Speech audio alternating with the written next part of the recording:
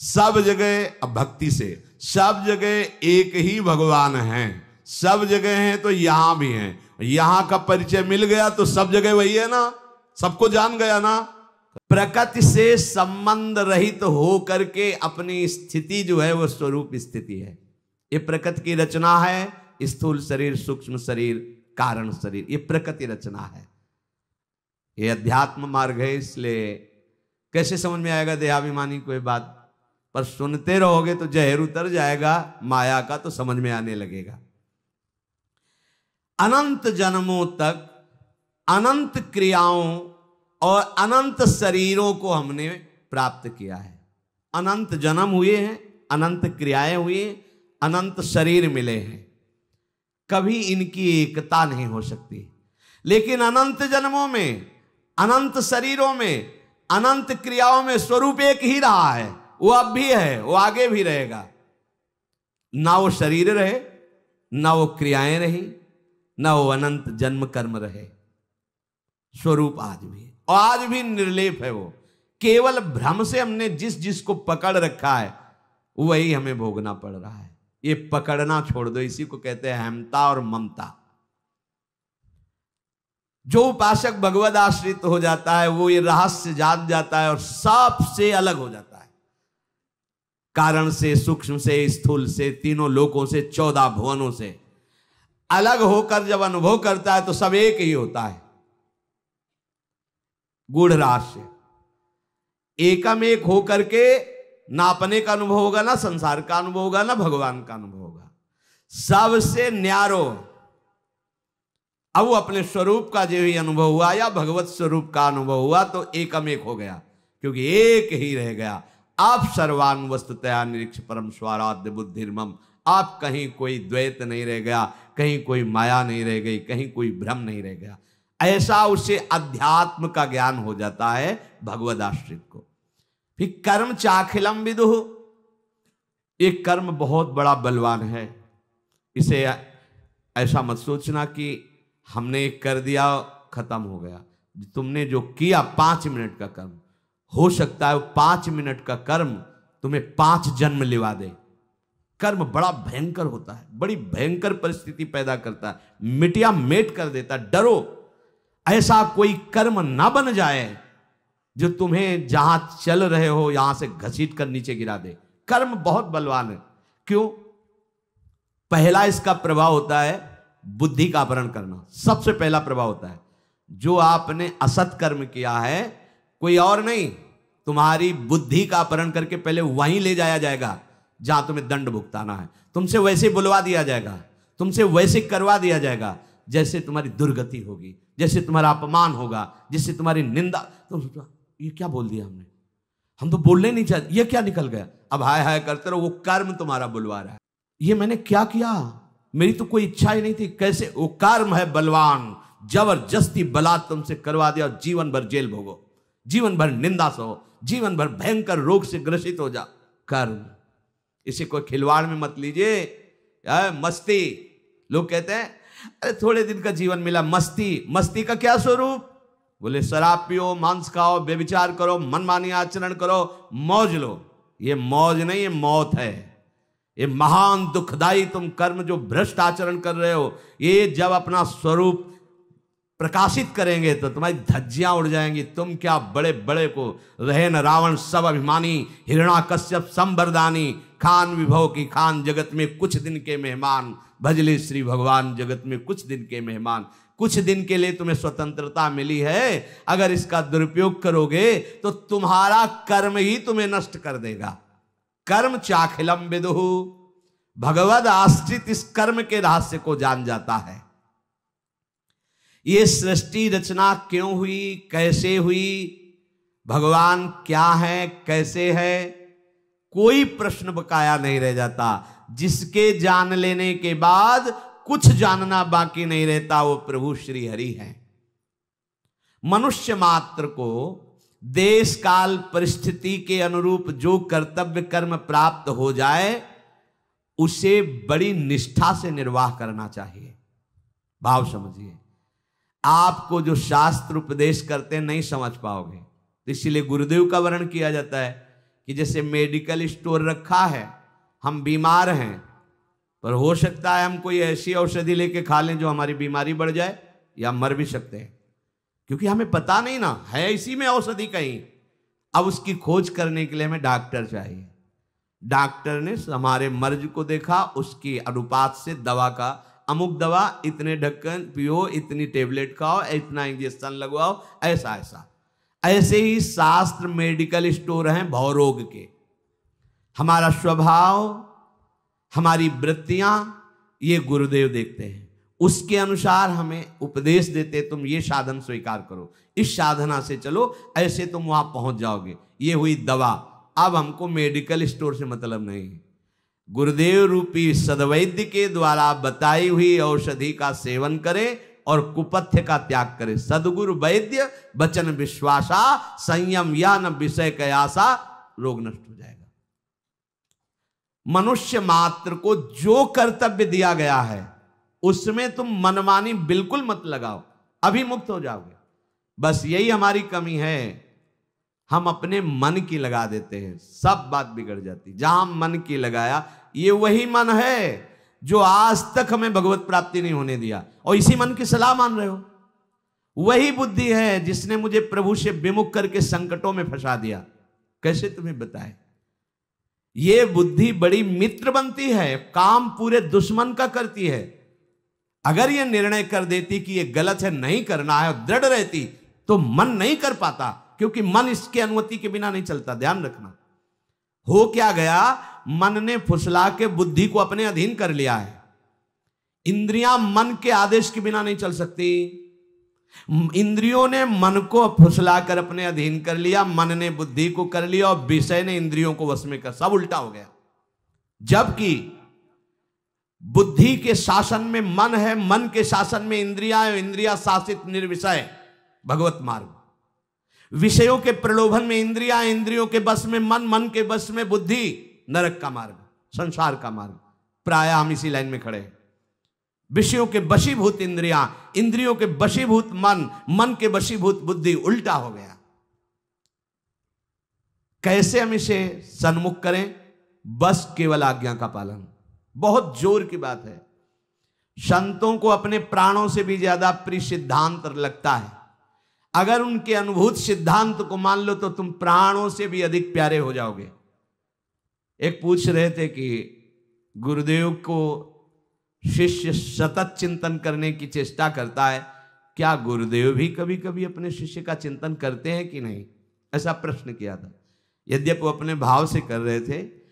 बच्चा जब भूख लगती है तब मां की याद करता है, और वो खेलने में अगर मगन है तो मां की याद नहीं रहती। लेकिन मां, वो खेल भी रहा है, कार्य भी कर रही, तो एक दृष्टि बच्चे पर ही रहती है। ये एक वात्सल्य का नमूना है। मां तो मोहग्रस्त है, और गुरुदेव तो समत्व को प्राप्त ज्ञान निधि हैं। गुरुदेव की दृष्टि क्या तुम्हारे तक नहीं पहुंच रही है? तुम जो चिंतन करते हो वो चिंतन करते हैं इसलिए कर पा रहे हो। तुम्हारे अहम में इतनी सामर्थ्य नहीं है। अगर तुम हरि का चिंतन कर रहे हो तो हरि तुम्हारा चिंतन कर रहे हैं, इसलिए तुम्हारे अंदर चिंतन आ रहा है। हरि की याद आ रही, प्रियाजू की याद आ रही, प्रियाजू आपको याद कर रहे हैं। गुरुदेव की दृष्टि हर समय अपने शरणागत पर होती है, पर समझ जाए तो निहाल हो जाए। समझ कब पाएगा? जब गुरुदेव के सन्मुख रहेगा। सन्मुख का मतलब सामने खड़े रहना नहीं, उनके सिद्धांत पे चलोगे तो हजारों कोस दूर होने पर आपको अनुभव होगा गुरुदेव हमारे संग हैं। आपको अनुभव होगा, केवल कोरी भावना नहीं, आपको अनुभव, ओ गुरुदेव साथ बचा लिया। एक एक वृत्ति को बचाते नजर आएंगे, बाहर नहीं अंदर भी। ये वृत्ति जा रही थी विषय में, कैसे बचा लिया? एक एक वृत्ति को भगवदाकार गुरुदेव की कृपा कर देती है।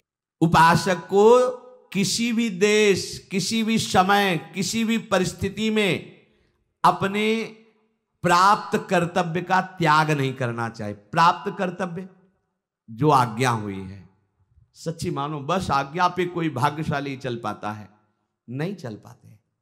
खाना पीना, समय व्यतीत करना, पड़े रहना, ठीक है, जीवन यापन हो रहा है, लेकिन आज्ञा पर, अगर आज्ञा है कि पड़े रहो तो पड़े पड़े ही तुम्हें भगवत प्राप्ति हो जाएगी। आज्ञा पर जीवन, ये बड़ी दुर्लभ बात है, आज्ञा मानना बहुत दुर्लभ बात है। कर्तव्य कर्म जो तुम्हें प्राप्त हुआ है, कोई भी उसमें फलासक्ति की भावना न रखो। इसका क्या फल होगा?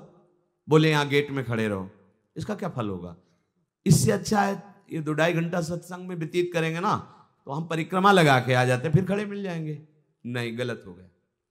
काय खड़े रहो तो बस खड़े रहो जब तक वो तुम्हारी तरफ दृष्टि न दे दे। पर ऐसा धैर्यवान वही हो सकता है जो बिका हुआ है, और ऐसे बिके हुए उपासक के अंदर ये आ ही नहीं सकता कि चलो अमुक शुभ कर्म कर लेते हैं। नहीं, आज्ञा से बढ़कर कोई शुभ कर्म नहीं। अगर कहीं उसमें फलेच्छा कर ले तो बांधने वाला कर्म बन जाएगा। फलेच्छा नहीं की आज्ञा पे, तो वही कर्म उसे जीवन मुक्तता की तरफ ले जाएगा। ये रहस्य है। अपनी लगा दी तो वही कर्म जो जीवन मुक्तता की तरफ जाने वाला है वो बांधने वाला बन गया, और आज्ञा पर है तो वही बांधने वाला कर्म दिखेगा पर जीवन मुक्तता की तरफ चला जाएगा। कर्मों के साथ हमारा अपना कोई संबंध नहीं, केवल आदेश कर्तव्य कर्म का पालन निर्लिप्तता पूर्वक। निर्लिप्तता तभी हो सकती जब आज्ञा पालन। ये आप अमुक कार्य क्यों कर रहे हैं? गुरुदेव की आज्ञा है या शास्त्र आज्ञा है, तो इसका क्या फल होगा? हमें फल से क्या मतलब? आज्ञा है, उसका पालन कर रहे हैं बस। ये सच्चे उपासक का हृदय होता है। जो अनन्य भाव से केवल आश्रित होता है, उसका प्राकृतिक क्रियाओं से कोई मतलब नहीं होता। ये समझ लीजिए, ये बड़ा सूक्ष्म रहस्य है। किसी भी पदार्थ और व्यक्ति से कोई मतलब नहीं होता, क्योंकि भगवत आश्रित है। तो बोले होते हो फिर एकदम एकांत गुफा में बैठा? नहीं, लाखों की सभा में रहते हुए भी, समाज में रहते हुए भी किसी से कोई संबंध नहीं, सबकी सेवा करते हुए भी किसी से कोई संबंध नहीं, क्योंकि संबंध तो प्रभु से है और उन्हीं की आज्ञा का वो पालन कर रहा है, तो मात्र दृष्टि केवल प्रभु की तरफ होती है। ये रहस्य ठीक तरह से समझ में आ जाए, सब बात बन जाए।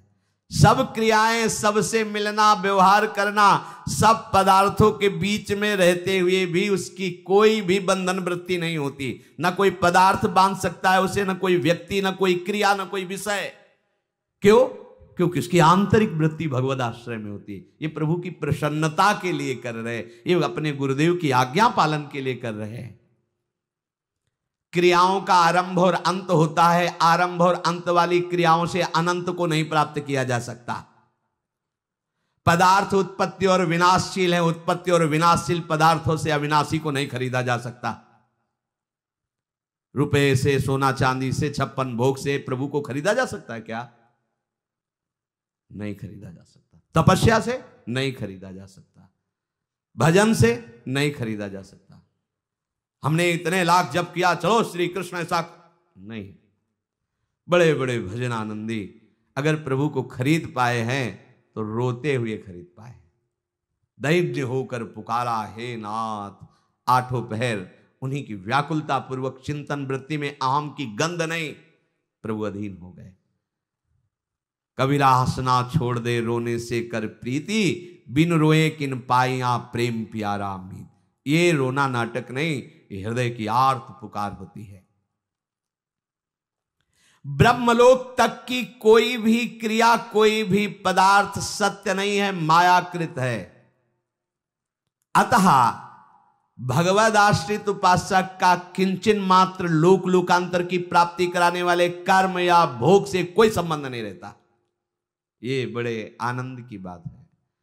हमारा कर्मों से कोई संबंध ही नहीं है, क्योंकि हम केवल आज्ञा पालन करते हैं।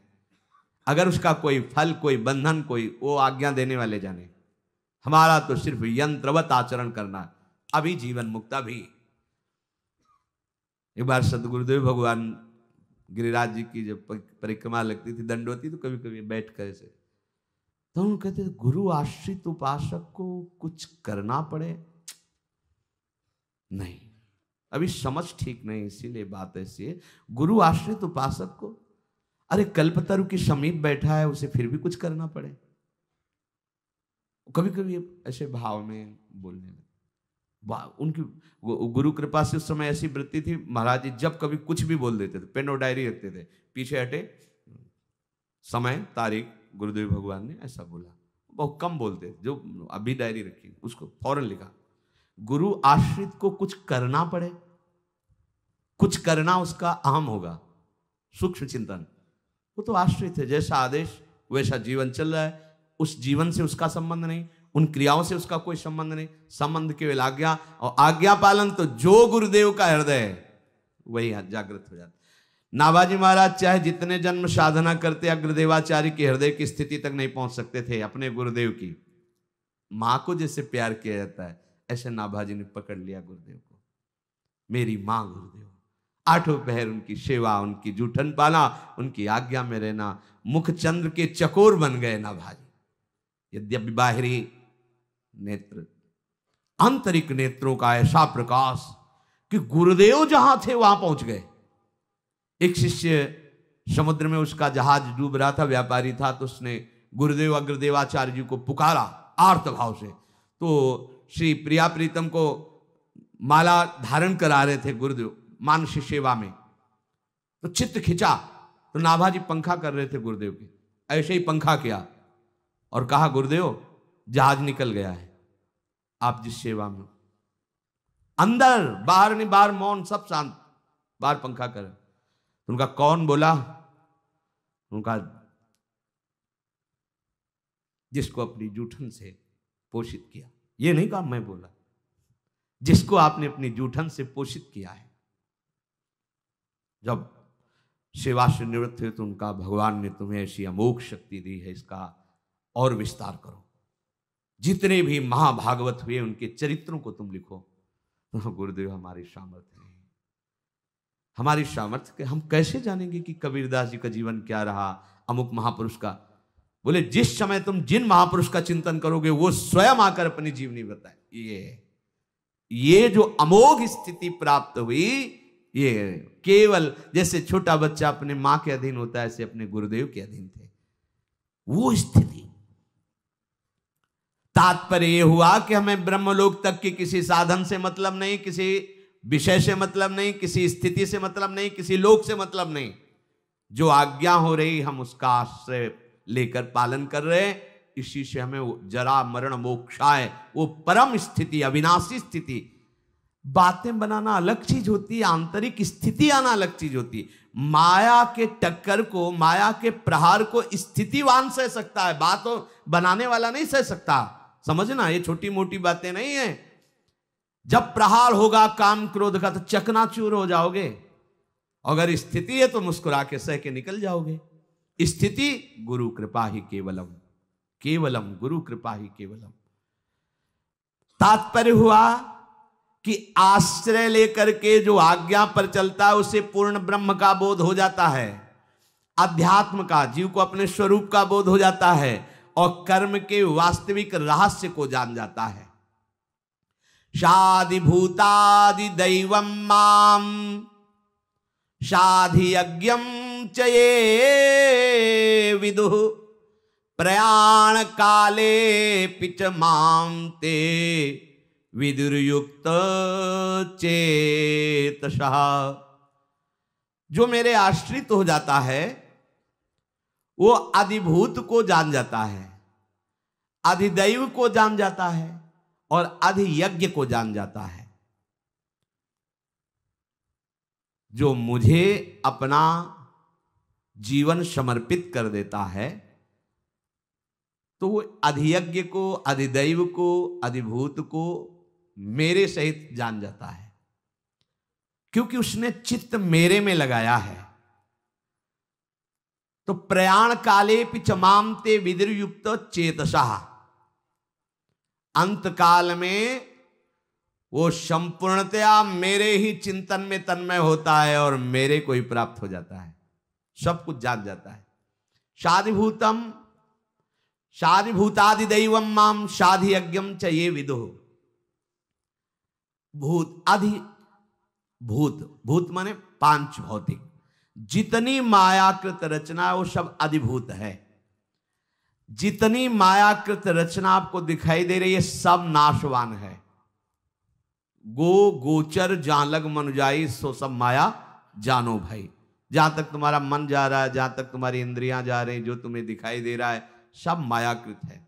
ये सब नष्ट होने वाला है, सब परिवर्तनशील है। जितनी भी ये भौतिक सृष्टि है ये क्षण मात्र में नष्ट होने वाली, इसका कोई स्थायित्व तो नहीं है। आपका शरीर और बाहर जितना कुछ देखो, किसी भी क्षण कुछ भी नष्ट हो सकता है। ये बात जब आपके दिमाग में बैठ जाएगी तो आपको कुछ अच्छा नहीं लगेगा, कहीं आपको कुछ भी प्रिय नहीं लगेगा। अब बात बन गई, देखो राग रहित होना शुरू हो गए, यही सत्संग है। सब कुछ नाशवान, ये बहुत भाग्यशाली उपासक के चित्त में बात बैठती है। मन जहां जहां जा रहा है ये भी तो नष्ट हो जाएगा, ये भी नष्ट हो जाएगा। इसी ने घर से भगाया था, इसी चिंतन ने भगा। ये तो नहीं पता था कि भाई अधिभूत अधिदैव अधियज्ञ, नहीं, बस सरल भाषा में भगवत प्रेरित बात आती थी। माँ मर जाएगी, पिता मर जाएंगे, ये सब परिजन मर जाएंगे, मरने वाले, तो मेरा कौन है जिससे हम प्रेम करें, जो हमारे पास बना रहे। पता नहीं कब ये मर जाए, ये शरीर छूट जाए, मतलब कैसे, क्या है ये। व्याकुलता बढ़ते, ये कक्षा 5 में आई थी, व्याकुलता बढ़ते बढ़ते 9 तक पूर्णांक में आ गया, भगा दिया संसार से। अगर ये चिंतन हमारे दिमाग में बैठ जाए कि जितनी सृष्टि की रचना तिनके से लेकर ब्रह्मा तक कभी भी नष्ट हो सकती, क्षण में परिवर्तनशील, ये सब नष्ट होने वाली, किससे प्यार करूं, यहां किससे अपनापन करूं। अभी राग रहित होना प्रारंभ हो जाए, पर इतनी छोटी बुद्धि है, सामने विषय देख करके सब विवेक नहीं धारण करती, बस भोग लो सुखी हो जाओ। अच्छा भोग लिया तो क्या सुखी हो गए क्या?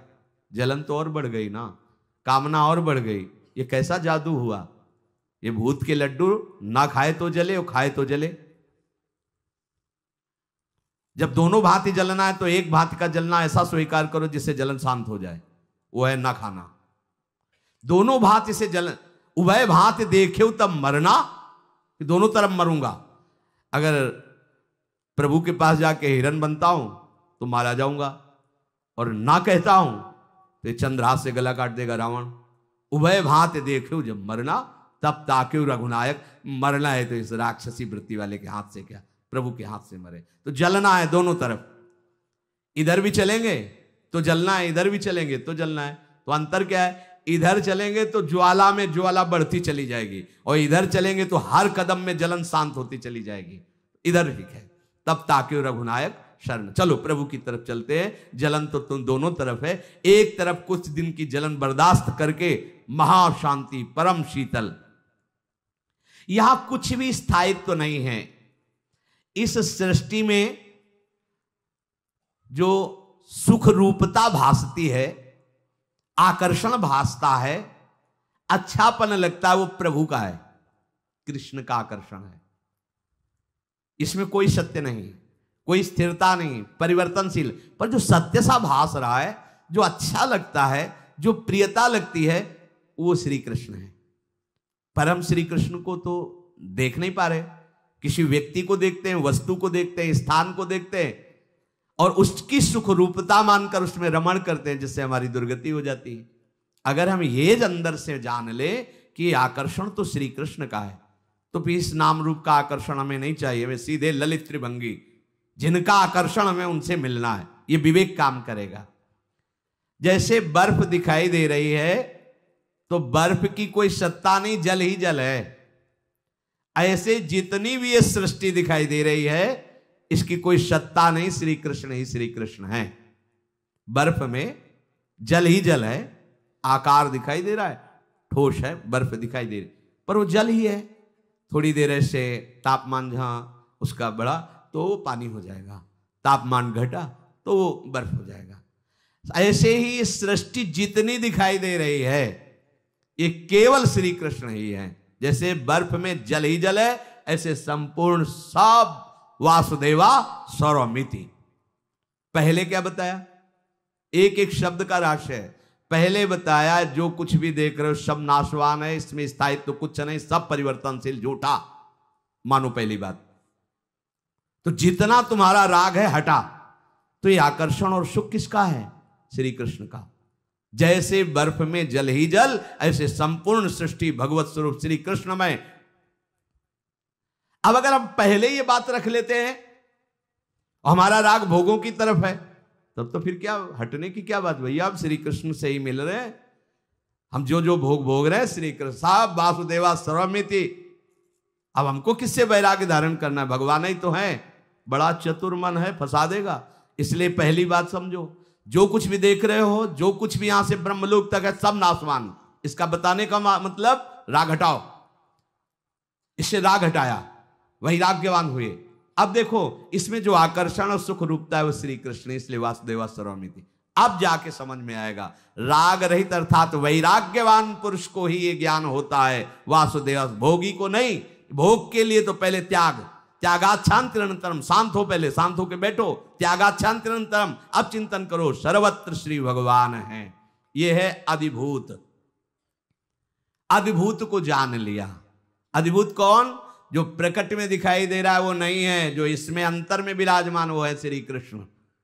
दूसरा कहा अधिदैव, इसकी जितनी भी रचना की है वो हिरण्यगर्भ ब्रह्मा जी ने की है। भगवान के नाभि से कमल प्रकट हुआ, कमल में ब्रह्मा जी, और ब्रह्मा जी ने सारी ये सृष्टि रखी। दैव, जो दैव ने रच दिया कहा जाता है, तो इसकी रचना करने वाला दैव कौन? ब्रह्मा जी। और ब्रह्मा जी को भी रचने वाला कौन? तो बोले अधियज्ञ भगवान विष्णु। अंतर्यामी भगवान विष्णु अपनी नाभि से कमल, कमल से ब्रह्मा जी, ब्रह्मा जी से सृष्टि। और इस अधियज्ञ का आधार कौन? तो प्रभु कह रहे मैं।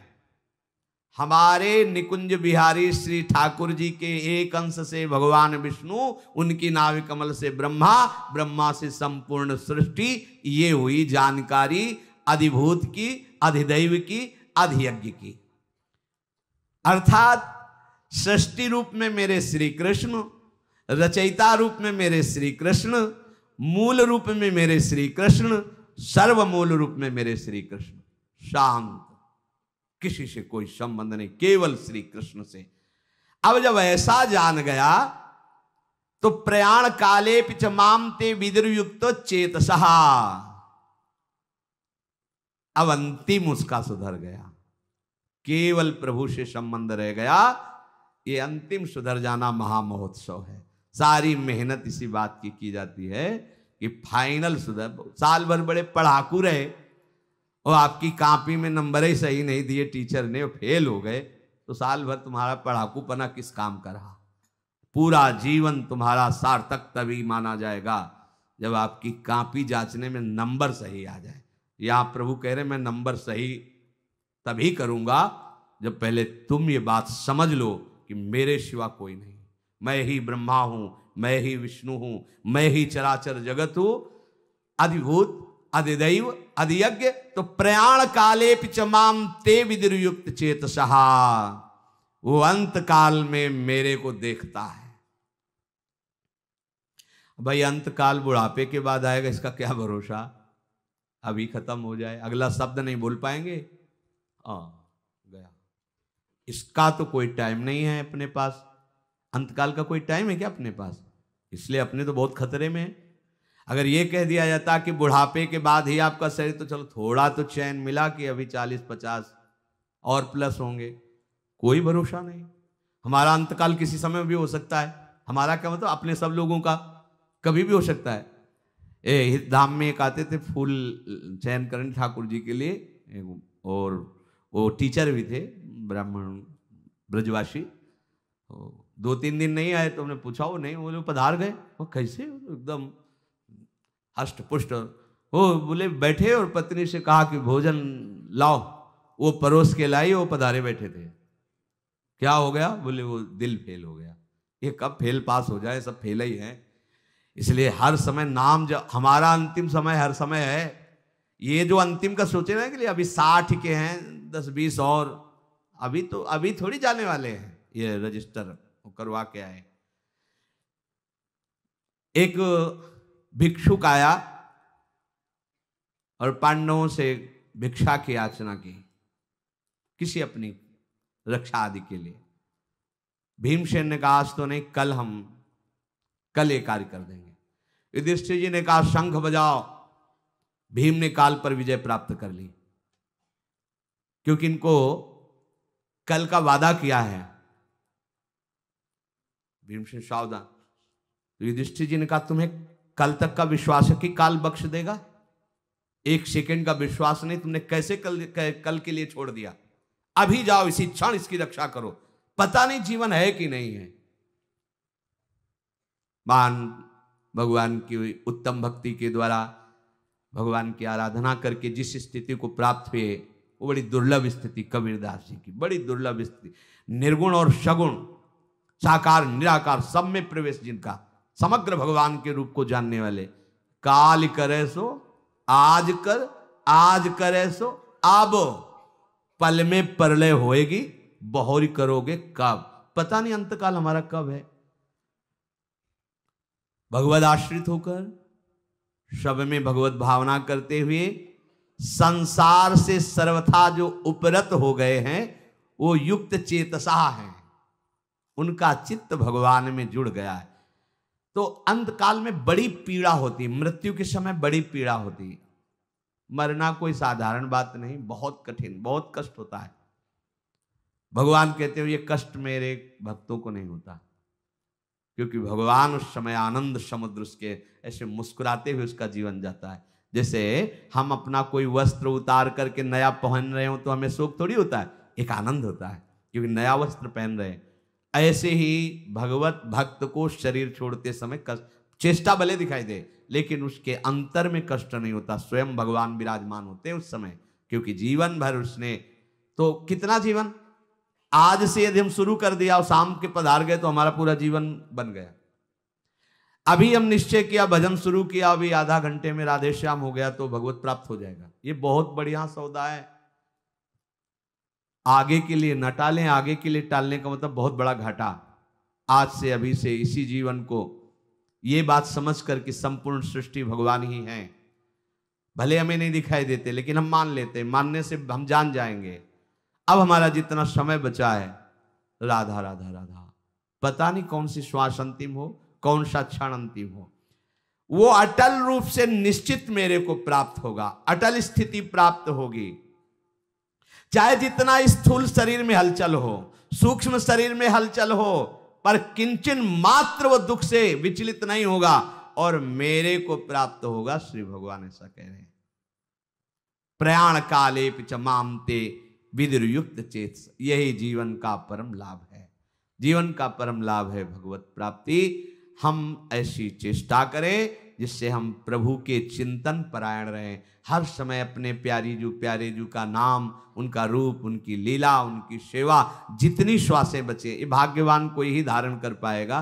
भाग्य का मतलब भगवत कृपा पात्र ही, और हमें लगता है जितने सुनने वाले सब कृपा पात्र ही हैं। अगर कृपा पात्र ना होते तो सौभाग्य न मिलता। 4:15 बजे से बैठ करके सुनने का मतलब है आप 2 बजे से दिनचर्या कर रहे हैं तभी इतने समय बैठ सकते हैं। ये सब कृपा पात्रों का लक्षण है। अब हम अपनी कृपा पात्रता को और पुष्ट कर दें कि इसी जन्म में हमें प्रिया प्रीतम मिल जाए। हम कोई प्रमाद न करें, मन की अनुकूलता की मांग मत करना हरि गुरु से।